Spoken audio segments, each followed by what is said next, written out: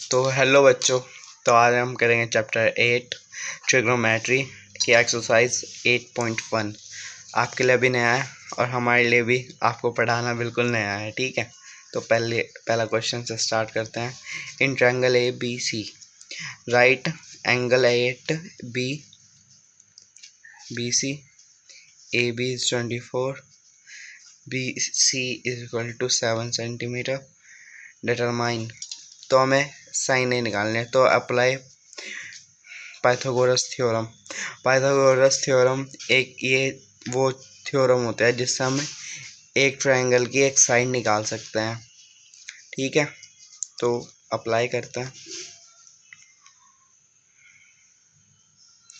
In triangle A B C we obtain, ये theory है, आप ऐसे भी लिख सकते हैं। Applying Pythagoras theorem for triangle A B C we obtain लिखने की जरूरत नहीं, ठीक है। तो ये मेन फॉर्मूला होता है पाइथागोरस थ्योरम का, H square plus base square plus perpendicular, ये होता है, ठीक है। तो ट्रायंगल बना लेते हैं हम ए बी सी, ठीक है। तो हमें उस क्वेश्चन में दे रखा है ए सी 24, बी सी 7 सेंटीमीटर, ठीक है।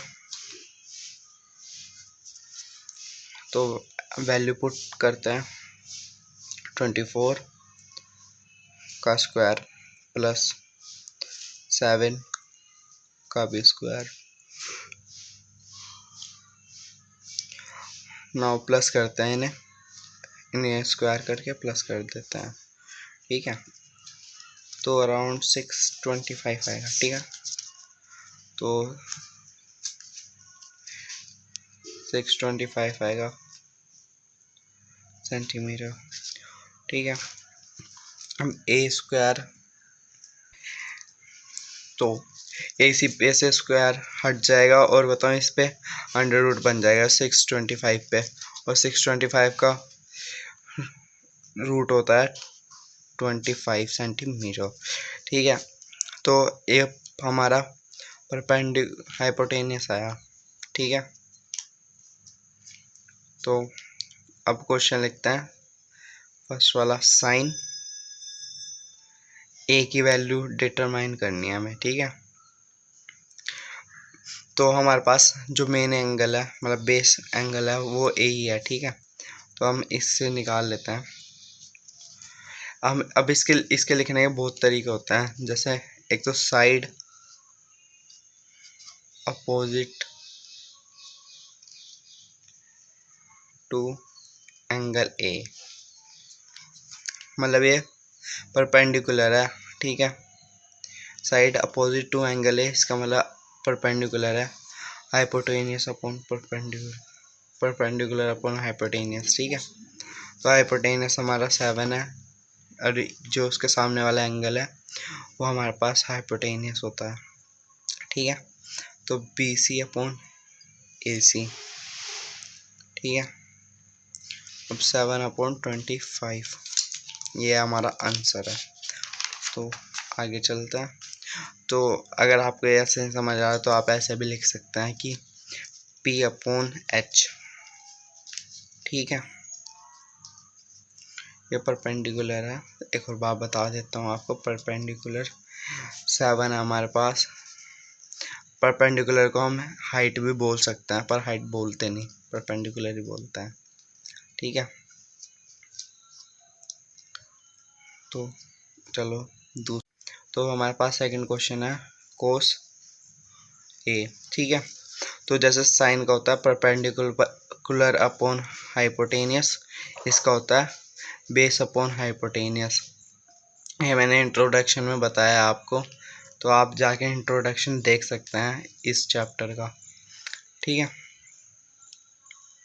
और इसका बहुत मेन होता है इंट्रोडक्शन। तो ट्रायंगल बनाते हैं ए सी अपॉन सी और बी, ठीक है। तो 25 दे रखा है हमें हाइपोटेनियस, ये बेस दे रखा है 24 और परपेंडिकुलर दे रखा है 7। ठीक है, तो हमारे पास बेस अपॉन हाइपोटेनियस लिखना है। ठीक है, तो हम तो ए बी अपॉन, तो हाइपोटेनियस हमारे पास AC।